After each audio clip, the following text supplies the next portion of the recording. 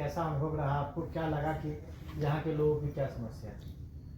देखिए, दरभंगा में लोगों की क्या समस्या है वो तो दरभंगा का जब पूरी पदयात्रा खत्म करेंगे तब पता चलेगा। लेकिन बिहार की जो अभी तक जिन जिलों में मैं गया हूँ वहाँ की जो समस्या है दरभंगा की समस्या उससे बहुत अलग अभी तक नहीं दिखी है। सबसे बड़ी समस्या बिहार में पिछले 11-12 महीनों में ये समझ में आई कि वो बेरोजगारी और पलायन यहाँ का सबसे बड़ा मुद्दा है। अब आप कहिएगा कि ये तो पता ही है पहले से कि यहाँ बहुत बेरोजगारी पलायन है, इसके लिए पदयात्रा की क्या जरूरत है। पदयात्रा से इस समस्या के विकरालता का, इसके सामाजिक आर्थिक पहलुओं की आपकी समझ बनती है। हम लोगों को जैसे लगता है सामान्यतः कि पलायन जो है वो गरीबों का मामला है, जो गरीब परिवार के बच्चे हैं वो बाहर मजदूरी करने के लिए पलायन के लिए जाते हैं। सच्चाई ये नहीं है। सच्चाई ये है कि गरीब व्यक्ति तो मजदूरी करने के लिए बाहर जा ही रहा है, जो बिहार के नजरिए से समृद्ध लोग हैं उनके बच्चे भी पलायन कर रहे हैं, चाहे वो पढ़ाई करने जाए या नौकरी करने जाए। जाना सभी के बच्चों को है। इसीलिए कहीं गांव में आप जाइएगा तो 40 से 50% युवा जो है वो बाहर ही रह रहा है, चाहे वो मजदूरी करने गया, पढ़ाई करने गया या नौकरी करने गया। जिन प्रखंडों में, पंचायतों में बाढ़ की समस्या है वहां पर ये पलायन 60, 70, 80% तक है। यही हाल कमोबेश बेरोजगारी का है। हमको आपको लगता है भाई बिहार में तो बहुत बेरोजगारी है, सबको पता है। सिर्फ बेरोजगारी यहाँ के गरीब लोगों का मामला नहीं है। जब हम 15 महीने से चल रहे हैं तो जो यहाँ के समृद्ध लोग हैं, जो बड़े किसान हैं, जो व्यवसायी हैं, वो भी अपने बच्चों के रोजगार के लिए उतना ही मारामारी कर रहे हैं, हाथ जोड़ने को तैयार हैं। जिसको 20-25 बीघा जमीन है वो भी आकर अपने बच्चे के 15,000, 20,000 रुपए के नौकरी के लिए भी हाथ जोड़ने को तैयार है। ये हालत है यहाँ बेरोजगारी पलायन का। दूसरी जो सबसे बड़ी समस्या यहाँ दिखी वो है शिक्षा व्यवस्था के ध्वस्त होने का। ये मैं जो समस्याएं आपको बता रहा हूँ ये वर्ग और जिला स्पेसिफिक नहीं है, ये सर्वस्पर्शी जो 3 समस्याएं दिखी, बेरोजगारी, पलायन, दूसरा शिक्षा व्यवस्था का ध्वस्त होना। बिहार में शिक्षा व्यवस्था बहुत अच्छी कभी नहीं थी। हम खुद सरकारी स्कूल में यहीं से पढ़े हैं, लेकिन हर जिले में, प्रखंड में 1-2 विद्यालय ऐसे जरूर थे जहाँ की आप पढ़ेंगे तो पढ़कर आगे आप बढ़ सकते थे। हर जिले में 1-2 ऐसे कॉलेज थे जहाँ अगर आपका नाम लिखा जाए आप वहाँ से पढ़कर आगे बढ़ सकते थे। पिछले 30-32 साल के लालू नीतीश के राज में शिक्षा व्यवस्था जो है वो पूरी तरीके से ध्वस्त हो गई। जिस प्रखंड में हम लोग बैठे हैं यहाँ लिटरेसी का लेवल है 48%। कई पंचायतों में 4 ऐसे यहाँ पंचायत हैं जहाँ लिटरेसी 35% से भी कम है। 65% लोग आज भी अनपढ़ है, निरक्षर है।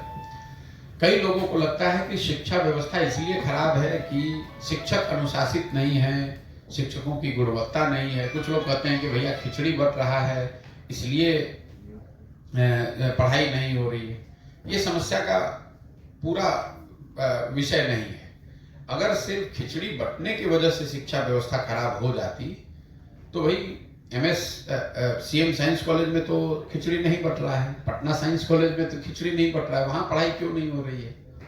अगर सिर्फ नियोजित शिक्षकों की गुणवत्ता का मामला होता तो जिन कॉलेज में अच्छे प्रोफेसर है जहां नियोजित शिक्षक नहीं, वहां पढ़ाई क्यों नहीं हो रही है? कहीं ना कहीं पिछले 20-25 वर्षों में बिहार में समाज और सत्ता, समाज और सरकार दोनों के नजर में शिक्षा अब प्राथमिकता रही ही नहीं है।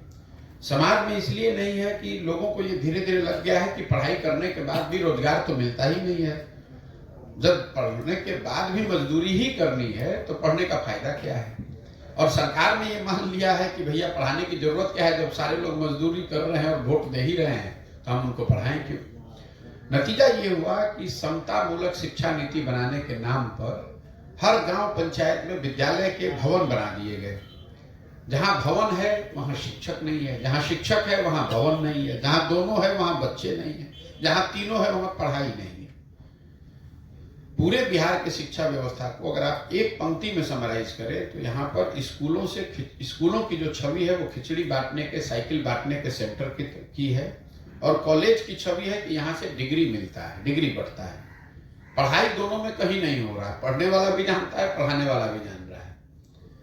इसीलिए जब इस कालखंड का इतिहास लिखा जाएगा इस राज्य का, तो नीतीश कुमार जैसे व्यक्ति के मुख्यमंत्री रहते हुए शिक्षा व्यवस्था के ध्वस्त होने को उनके शासनकाल का सबसे बड़ा काला अध्याय बताया जाएगा। ऐसा इसलिए, मान लीजिए कि कल एक अच्छी सरकार आ जाए तो संभव है कि ये सड़क टूटी हुई आपके सिंघवारा ब्लॉक में सड़क अच्छी हो जाएगी। यहाँ नहर का पानी नहीं पहुंच रहा है, नहर आ सकता है। लेकिन कल एक अच्छी सरकार आ भी जाए तो जो 2-3 पीढ़ी के लोग इस ध्वस्त शिक्षा व्यवस्था से पढ़कर निकल गए, अब उनका जीवन सुधरने वाला नहीं है। कोई सरकार आ जाए, अब उनको शिक्षित समाज के पीछे ही चलना पड़ेगा। ये दोनों के बाद जो तीसरी सबसे बड़ी समस्या दिखी वो है किसानों की बदहाली का। एक पंक्ति में अगर मैं आपको किसानों की हालत यहाँ बताऊं, गांव देहात में जो लोग बताते हैं कि पहले जो खेती किसानी करने वाले लोग थे बिहार में, वो 2-4-5 वर्ष खेती किसानी करने के बाद कुछ पैसा बचाकर 1-2 कट्ठा जमीन खरीदते थे। आज हालात ये है किसानों का कि अगर आपके घर में कोई नौकरी नहीं करता है, आपके पास कोई बिजनेस व्यवसाय नहीं है, आपके घर में कोई शादी विवाह लग जाए, कोई बीमार पड़ जाए, तो किसान को 1-2 कट्ठा जमीन बेचे बगैर उपाय नहीं है। और किसानों की बदहाली के यहाँ 3 कारण हैं। पहला कारण ये है कि यहाँ बिहार देश का एकमात्र शायद ऐसा राज्य है, बड़ा राज्य, जहाँ भूमि सुधार को लेकर पिछले 75 साल में कोई काम नहीं किया गया। नतीजा ये हुआ है कि 1/3 से ज्यादा जमीन उसका मालिकाना हक डिस्प्यूटेड है, पता ही नहीं है कि उसका मालिक है कौन। इसीलिए जो आप समस्या देखते हैं कि दाखिल खारिज में कोई 15,000 रुपये ले रहा है, कोई 12,000 रुपये ले रहा है, वो इसलिए कि जमीनों के मालिकाना हक को लेकर कोई क्लैरिटी नहीं है, उसकी कोई व्यवस्था नहीं है। जो नीचे कर्मचारी है और कर्मचारियों के साथ घूमने वाले जो दलाल हैं, जिसको अटर्नी लोग यहाँ कहते हैं, उन्हीं के भरोसे है कि जमीन का मालिक कौन है। दूसरा, 1/3 जमीन तो वैसे बर्बाद हो गई। दूसरा, यहाँ जो जल संसाधन का जो प्रबंधन है, आधी जमीन बिहार में ऐसी है जहाँ बाढ़ आती है या आने की संभावना होती है। इसकी खूब चर्चा भी होती है। कई बार लोग कहते हैं भैया बाढ़ आता है इसलिए यहाँ किसान की हालत खराब है। वो समस्या का एक पहलू है। 50% जमीन में बाढ़ से प्रभाव है, लेकिन जो बाकी बचा 50% जमीन है, उसमें आधी से ज्यादा जमीन या तो सूखे से प्रभावित है या वहां जल जमाव का बड़ा मामला है। मधुबनी, दरभंगा में भी आप देखेंगे कोई ऐसा प्रखंड पंचायत नहीं है जहां 2-4 हजार एकड़ जमीन जल जमाव से नहीं प्रभावित है। तो आप जब सड़क पर चलते हैं तो एक साइड लोग बताते हैं कि सूखा है और दूसरे साइड जल जमाव है जहाँ की एक ही फसल हो रही है, वो भी खेती नहीं हो रही है। अभी बगल का जिला मधुबनी है, आपके यहाँ भी मखाने की खेती होती है। मधुबनी बिहार का जलकर का सबसे बड़ा जिला है। वहाँ करीब 2,23,000 एकड़ जमीन है पूरे मधुबनी में खेती योग्य। उसमें 31,000 एकड़ जमीन सिर्फ जलकर है, पोखरे तालाब वगैरह। 31,000 एकड़ जो जलकर है, उसमें से 85% तालाब और पोखरे बंद पड़े हुए हैं, उसमें कोई काम नहीं हो रहा है, उसमें कोई उसका कमर्शियल यूटिलाइजेशन नहीं हो रहा है। और तीसरी जो किसानों की सबसे बड़ी समस्या है, जिसकी वजह से किसान यहाँ बदहाल है, वो है फसल के दाम का उचित दाम न मिलना। अभी धान की कटाई हो रही है, 2150 रुपये धान का सरकारी मूल्य है, और आपके जिले में भी लोग 1700-1600 में धान अपना बेच रहे हैं। एक सर्वेक्षण, आर्थिक सर्वेक्षण बताता है कि बिहार में किसानों को फसलों के उचित दाम न मिलने की वजह से हर साल करीब 20,000 करोड़ रुपए का नुकसान होता है। 20,000 करोड़ रुपए का। अब आपको यहाँ बैठ के लगता है कि भाई पंजाब में किसान तो बड़ा धनी है, तो एक पंजाब का मैं आपको आंकड़ा देता हूँ। पिछले 10 वर्ष में पंजाब में 75% गेहूं और 70% से ज्यादा धान सरकारी समर्थन मूल्य पर खरीदा गया है। बिहार में पिछले 10 वर्ष में 13% धान और 1% गेहूं ही सरकारी समर्थन मूल्य पर खरीदा गया है। तो ये जो 3 समस्याएं हैं, बेरोजगारी, पलायन, शिक्षा व्यवस्था का ध्वस्त होना और किसानों की जो बदहाली है, ये ऐसी समस्या है जो हर जिले में, प्रखंड पंचायत, हर जगह, हर वर्ग ने मुझे बताया है। बाकी जो समस्या है वो तो आप लोग बताते ही रहते हैं। सर, विपक्ष जैसा बोल रहा था मोदी का ग्राफ गिर रहा है, कल जिस तरह का 3 जगह में रिजल्ट आया है, क्या लग रहा है आपको 2024 में मोदी का ग्राफ कहाँ है? आपका आकलन क्या है? भैया, मेरा कोई आकलन नहीं है। मैं इस तरह के वाद विवाद में पढ़ता नहीं हूँ। मैं उन लोगों में से नहीं हूँ जो रोज खड़ा होकर ये बताए कि कौन जीत रहा है, कौन हार रहा है। लेकिन इस बात की मूल जो जड़ है उसको समझिए। मैंने अपने कई साक्षात्कारों में ये बताया है कि भाजपा जिसको आप हराना चाहते हैं, विरोधी जो भी उनके दल है, अब किसी को भी अगर आप हराना चाहते हैं तो सबसे पहले आपको समझना है कि उसकी ताकत है क्या। भाजपा को वोट लोग क्यों देते हैं? जब तक आप उसकी ताकत को समझकर उससे बेहतर कोई प्रयास नहीं करेंगे तब तक लोग वोट आपको क्यों देगा। तो जो भाजपा को वोट मिलता है वो मोदी के ग्राफ ऊपर नीचे से नहीं मिलता है। भाजपा को वोट मिलने के 4 कारण हैं। पहला, हिंदुत्व जो उनकी एक विचारधारा है, विचारधारा से जुड़ा हुआ एक बहुत बड़ा वर्ग है जो भाजपा को इसलिए वोट करता है कि उसका भाजपा वाले हिंदुत्व में यकीन है। दूसरा, जो ये नियो राष्ट्रवाद की बात शुरू हो गई है, जो गांव देहात में आप सुनते हैं कि भारत विश्व का गुरु बन गया, पूरे विश्व में भारत की शान मोदी जी ने बढ़ा दी, इतना बड़ा G20 हो गया। ये जो सारी बातें हैं ये राष्ट्रवाद की जो भावना है। पुलवामा का आपने देखा होगा, पुलवामा के नाम पर लोगों ने वोट दे दिया। तो दूसरा जो वजह है, बड़ी वजह है कि राष्ट्रवाद की एक भावना को बढ़ाकर उसके आधार पर लोग भाजपा को वोट मिलता है। तीसरा, एक बहुत बड़ी संख्या में लाभार्थी हैं जिनको सरकार की अलग अलग योजनाओं के, चाहे शौचालय का हो, किसान स्वनिधि का हो, घर बनाने का हो, जिसको सीधे सरकार, केंद्र सरकार पैसे भेज रही है। और चौथा, जो बीजेपी का अपना संगठन है, उस संगठन की जो ऑर्गेनाइजेशनल और फिनेंशियल मसल पावर है। अब आप आरजेडी से अगर चुनाव लड़ रहे हैं तो आप 2-4 करोड़ रुपया पैसा देकर तब आते हैं चुनाव लड़ने, क्योंकि जो पार्टी आपको टिकट देगा वो पैसा लेता है। अगर आप भाजपा से चुनाव लड़ रहे हैं तो भाजपा वो पैसा आपको दे रही है कि भाई आप जाइए और अच्छे से वहां जनसंपर्क कीजिए और चुनाव लड़िए। तो इन चारों विषयों पर कम से कम 4 में 3 अगर आप बेहतर प्रयास नहीं करेंगे, हिंदुत्व के सामने कोई बेहतर विचारधारा होनी चाहिए, राष्ट्रवाद जो भाजपा का राष्ट्रवाद है उससे बेहतर राष्ट्रवाद आपका दिखना चाहिए, लाभार्थी के लिए, लोगों के लिए जो भाजपा कर रही है उससे बेहतर लाभार्थी का आपका मॉडल होना चाहिए, और जितनी ताकत भाजपा की ऑर्गेनाइजेशन की, संगठन की जमीन पर है उसके मुकाबले का संगठन खड़ा होना चाहिए।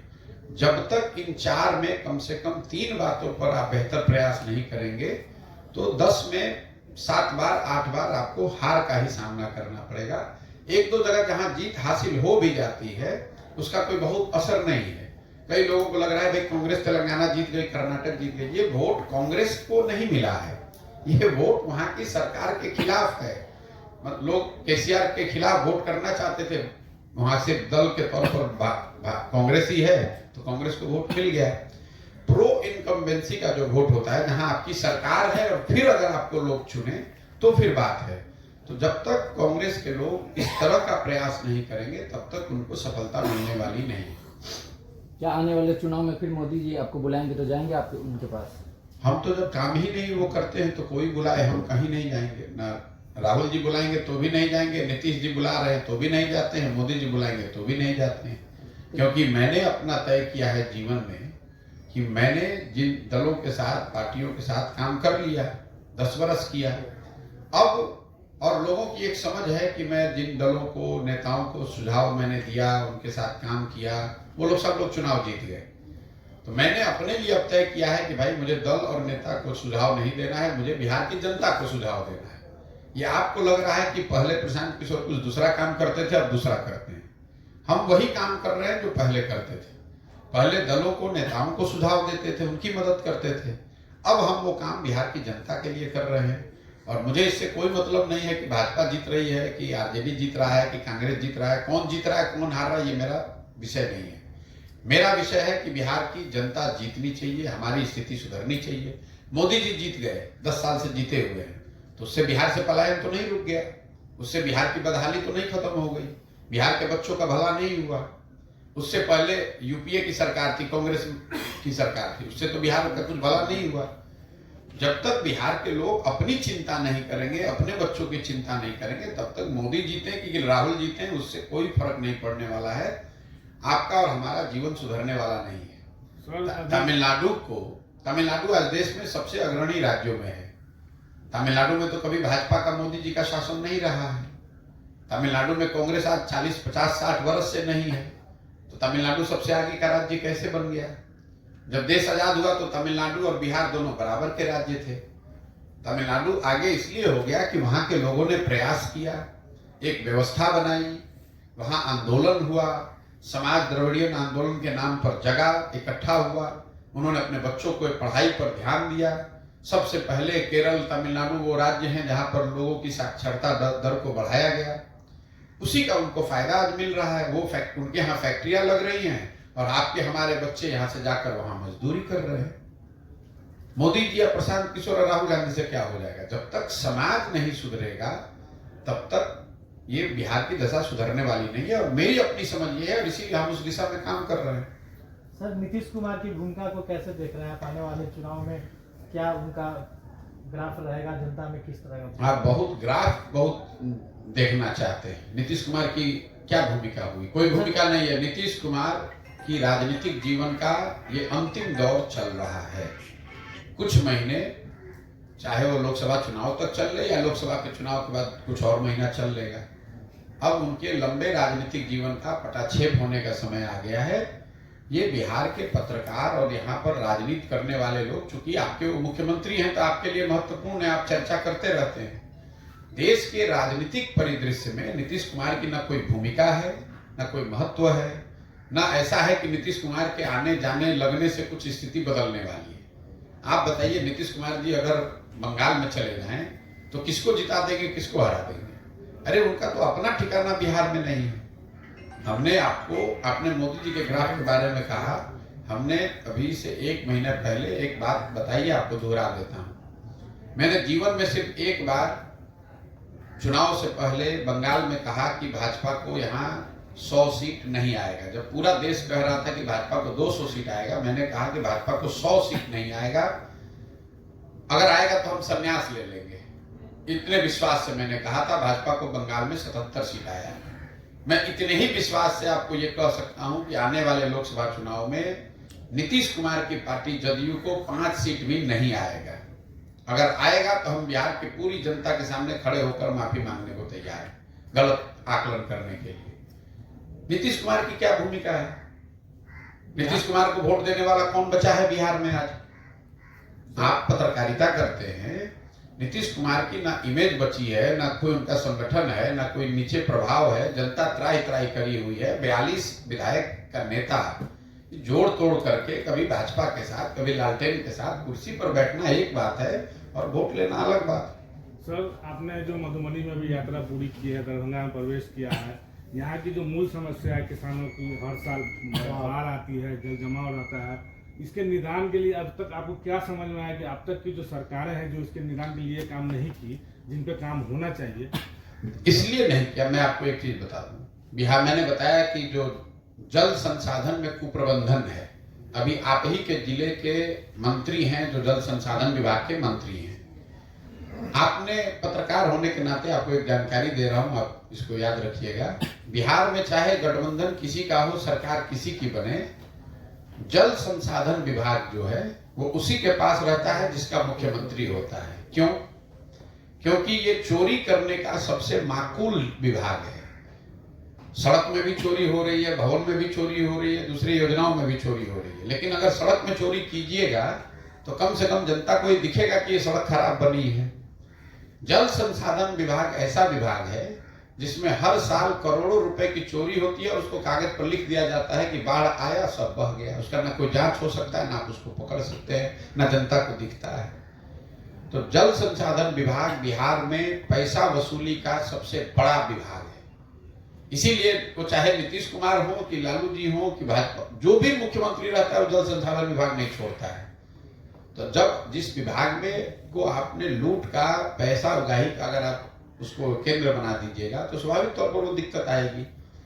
दूसरी बात यह है कि जल संसाधन को लेकर बिहार में कोई वैज्ञानिक नजरिए से प्रयास नहीं किया गया। एक होलिस्टिक सोच जो है कि जो पानी है, पूरी दुनिया में लोग बता रहे हैं कि अगला जो विश्व युद्ध होगा, अगर कभी हुआ, तो पानी के मुद्दे पर होगा। पानी की इतनी कमी है पूरे देश में और पूरे विश्व में।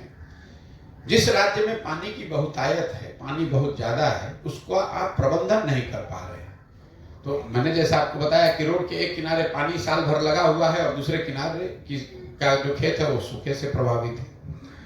जलकर यहाँ है, लेकिन उन पोखरों का, उन तालाबों का कोई उपयोग नहीं है। मैं जब मधुबनी में आया तो मैं आपको एक जानकारी देना चाहता हूँ। मेरा एक दोस्त है अमेरिका में, उसने एक वीडियो बनाकर भेजा कि मैं मधुबनी का, बिहार का मखाना अमेरिका में यहाँ वॉलमार्ट के स्टोर से खरीदने आया हूँ और उसका दाम बिहार में देश के करेंसी में 8,000 रुपये प्रति केजी हुआ। अभी मखाने का यहाँ भाव कितना मिल रहा है किसानों को? 600 रुपया, जो कि बढ़ा हुआ भाव है। मैं ये नहीं कह रहा हूँ कि किसानों को यहाँ 8,000 रुपये मिलने लगेगा, लेकिन जैसे आप सुधा में दूध देते हैं, अमूल में दूध देते हैं, अगर दूध की कीमत 100 रुपये है तो उसका करीब करीब 60 से 65% किसानों को, जो दूध पैदा करने वाले हैं, उनको मिलता है। मखाने का दाम 7,000-8,000 रुपये केजी है मार्केट में बाहर देश के, और किसानों को मिल रहा है उसका 10% या उससे भी कम। अगर 30% भी उसका मिलने लगे, 40% भी मिलने लगे, तो आप जरा अंदाजा लगाइए कि मधुबनी जैसे जिले में, दरभंगा जैसे जिले में, जहां हजारों एकड़ जलकर पहले से बने हुए हैं, वहां के लोगों को कितना फायदा हो सकता है। यही हाल आपके यहाँ मछली का है। 50% से ज्यादा मछली आज भी दरभंगा, मधुबनी में आंध्र प्रदेश से आकर बिक रहा है, और मधुबनी अकेले में 31,000 एकड़ में सिर्फ तालाब और पोखरे हैं। जब सरकार का कोई नजरिया ही नहीं इन चीजों को देखने का। सरकार तो आपको जातिगत सर्वे करा रही है, समाज को बांट रही है, कभी पिछड़ा को अति पिछड़ा, अति पिछड़ा को एनेक्सर 1, एनेक्सर 1 को एनेक्सर 2 लड़ाओ, और यही रेवड़ी बांटो, 400 रुपया पेंशन दो, सबको अनपढ़ और मजदूर रखो, 400 रुपया के नाम पर, दारू शराब के नाम पर लोग वोट देते रहे जाति को बढ़कर, यही प्रयास है। तो उससे जल का प्रबंधन और उसमें सुधारने वाला है कौन? आप बताइए कि जो यहाँ के मंत्री हैं, जल संसाधन मंत्री हैं, महोदय अपने जिले का तो कम से कम सुधार दो भाई, बाकी का छोड़ दो। तो आपकी टीम या आप लोगों ने जो दौरा किया, जो पदयात्रा की है, तो क्या उपाय नजर क्या है, क्या उपाय हो सकता है? बाढ़ उपाय ये है कि जिस दिन आप पानी के लिए वोट, बाढ़ के लिए वोट दोगे, तब आपको उपाय होगा। बाढ़ चिल्ला रहे हैं, और अभी कल वोट होगा तो फिर उसी को जाकर वोट दीजिएगा। तो केंद्र सरकार या राज्य सरकार वो क्यों बाढ़ की चिंता करेगी? क्यों चिंता करेगी? आप बताइए। यहाँ भुतही बलान पीछे के जिले में, सीतामढ़ी में भुतही बलान एक डैम है, वहां करीब 2 लाख आबादी उस डैम के पूरा नहीं होने से परेशान थी। उन्होंने आंदोलन किया, तब मैं यहाँ पर था, हमने वहां बात करी। उस समय अभी जो जदयू के प्रदेश अध्यक्ष हैं वो जल संसाधन मंत्री थे। एक दिन में निर्णय हुआ, और अभी वो बन गया। मैं पदयात्रा करके आ रहा था तो लोगों ने बड़ा स्वागत भी किया वहां कि भैया आपके कहने से यहाँ भुतही बलान डैम पूरा हो गया।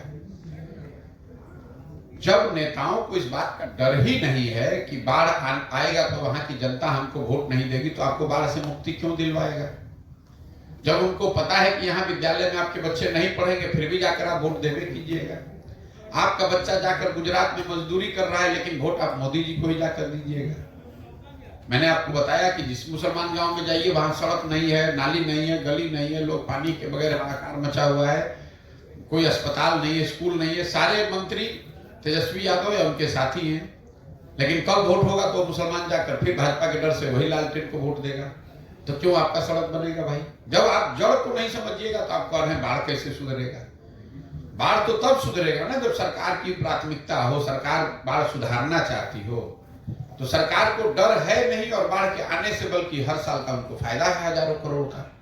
लोग लूटने का सबसे बेहतर तरीका है, तो क्यों बाढ़ को आने से रोका जाएगा? हम तो आपको प्रखंड वाइज बता सकते हैं कि लोग जहां बता रहे हैं कि खुद ही लोग बांध तोड़वाते हैं ताकि बाढ़ आए, ताकि उसके नाम पर पैसा निकाल कर लूटा जाए। तो बाढ़ की समस्या इसलिए है कि ना जनप्रतिनिधियों को उसका डर है कि बाढ़ आने से लोग हमारे खिलाफ हो जाएंगे, और दूसरा उसको इंसेंटिव है कि बाढ़ अगर आएगा तो इससे कमाने का एक जरिया है। सर, पिछले 8-10 साल से ये जात पात जैसे भेदभाव जो सिर्फ वोट के टाइम में होता है, उसको कैसे देखते हैं? नहीं, पिछले 8-10 साल से नहीं है, ये तो जाति की जो व्यवस्था है ये तो सदियों से है। पिछले 8-10 साल में बहुत ज्यादा नहीं, ऐसी बात नहीं है भाई। देखिए, 1990 के बाद एक हिंदी हार्टलैंड में, यूपी बिहार देश में मंडल का एक एरा है जिसमें जातियों के नाम पर एक राजनीतिक माहौल बनाया गया है, लेकिन कोई जाति के नाम पर पहली बार वोट पड़ रहा है ऐसी बात नहीं है। और बिहार में भी ये आप लोग का भ्रम है कि खाली बिहार में जाति है। आंध्र प्रदेश में चुनाव हुआ है, अभी तेलंगाना में तो वहां जाति नहीं है, गुजरात में जाइएगा वहां जाति नहीं है, कर्नाटक में जाति नहीं है, लिंगायत वोकलिगा कौन है, सब जाति है। जैसे यहाँ जाति है वहां पर भी जाति, जाति हर जगह है। जाति जो है वो समाज की एक सच्चाई है, उसको आपको समझना है। लेकिन जाति को समझना और जाति की राजनीति करना दोनों दो बात है। अगर आप राजनीति करते हैं या करना चाहते हैं तो आपको जातियों की समझ होनी चाहिए, समाज के हर पहलू की समझ होनी चाहिए, जाति भी उसमें एक महत्वपूर्ण पहलू है। लेकिन उस पहलू को समझना और समझकर उस पर राजनीति करना दोनों दो बात है। बिहार में जाति की राजनीति करने वाले ज्यादा लोग हैं। ऐसा नहीं है कि बिहार में जाति है दूसरे राज्यों में जाति नहीं है। यहाँ जाति की राजनीति करने वाले, उसकी चर्चा करने वाले लोग ज्यादा है। सर, बिहार में तीसरा विकल्प कौन हो सकता है? तीसरा विकल्प जहां जनता बनाएगी, आप चिंता न करें। मैंने आपको आंकड़ा बताया कि 50% से ज्यादा बिहार के लोग, चाहे वो किसी वर्ग के हो, 50% से ज्यादा बिहार के लोग ऐसा मानते हैं कि बिहार में नया विकल्प बनना चाहिए। आप भी पत्रकारिता करते हैं, आपको भी इसका एहसास होगा। हर आदमी चाह रहा है कुछ नया हो। मोदी जी दिल्ली में है तो ऐसा नहीं है कि बिहार में लोग कह रहे हैं कि मोदी जी आएंगे तो सुधार देंगे। वो समय निकल गया, क्योंकि लोगों ने देख लिया कि मोदी जी के प्रधानमंत्री बनने से बिहार नहीं सुधरा है। बिहार में तो कोई नया विकल्प होना चाहिए। तो जो लोग ये सोच रहे हैं, अब उनकी मजबूरी यह है कि उनके पास व्यवस्था नहीं है, साधन नहीं है, उनको हाथ पकड़ने वाला कोई नहीं, उनको समझाने वाला नहीं है, उनको साथ लेकर चलने वाला नहीं है। जन सुराज के तहत वही प्रयास किया जा रहा है कि अगर समाज में 50 आदमी 100 में ऐसा है जो नया दल, नया विकल्प बनाना चाहता है, तो उन लोगों को एक साथ लाया जाए और उनको लाकर एक व्यवस्था दी जाए कि आप सब लोग मिलकर दल बनाइए और अपने लिए और अपने बच्चों के लिए बेहतर व्यवस्था की दिशा में कदम उठाइए। सर 24-25 में कैसा देखने को मिलेगा जनसुराज का? जनसुराज तो अभी दल है नहीं, तो क्या दिखेगा? 25 में आपको जनसुराज दल के तौर पर दिखेगा, पूरी ताकत से लड़ता हुआ दिखेगा। 243 विधानसभा क्षेत्रों में जनसुराज अपने उम्मीदवार के साथ 25 में विधानसभा चुनाव में लड़ता हुआ आपको दिखेगा। सर, बिहार में दारूबंदी को आप किस तरीके से देखते हैं? दारूबंदी को मैं नीतीश कुमार की हठधर्मिता और उनकी अज्ञानता का परिचायक मानता हूं। ये जो दारूबंदी यहाँ लागू की गई है, शराबबंदी के नाम का जो हम लोग बात करते हैं, इसके मैं बिल्कुल विरोध में हूं। बिहार में एकमात्र आदमी मैं हूं जो कि रोज मंच से ये कहता है, जब भी पूछा जाता है कि बिहार में शराबबंदी हटाया जाना चाहिए। क्यों? 3 इसके वजह है। पहला तो पूरी दुनिया में कोई ऐसा प्रमाण नहीं है कि किसी सभ्यता में, किसी राज्य में, किसी देश में शराबबंदी के जरिए आर्थिक सामाजिक विकास का रास्ता खोला गया। हम ही लोग सबसे ज्यादा होशियार हैं, हम लोग दुनिया में सबसे गरीब और पिछड़े हैं और हम ही लोग को सबसे ज्यादा ज्ञान है। अगर शराबबंदी से ही लोगों की समाज का भला होना होता तो दुनिया में इतने देश हैं, सबों ने शराबबंदी लागू कर दिया होता। तो पहली बात है कि पूरी दुनिया में इसका कोई प्रमाण नहीं है कि शराबबंदी के जरिए आप सामाजिक आर्थिक विकास का रास्ता खोल सकते हैं। दूसरा, जो गांधी जी की बात है कि गांधी जी चाहते थे शराबबंदी लागू हो, ऐसा नीतीश कुमार या उनके साथी दावा करते हैं। बिल्कुल झूठ, सरासर झूठ। ये लोग मतलब बिना पढ़े लिखे अज्ञानी लोग। मैं रोज कैमरे पर चुनौती दे रहा हूं, आपको भी बोल दे रहा हूं, नीतीश कुमार या उनके जितने साथी हैं जो शराबबंदी के पक्ष में हैं गांधी के नाम पर, वो मुझे गांधी जी का वो पंक्ति दिखा दें जहां गांधी जी ने ये लिखा है कि शराबबंदी के लिए सरकार को कानून बनाना चाहिए। गांधी जी ने शराबबंदी की बात सामाजिक प्रयास के तौर पर कही है।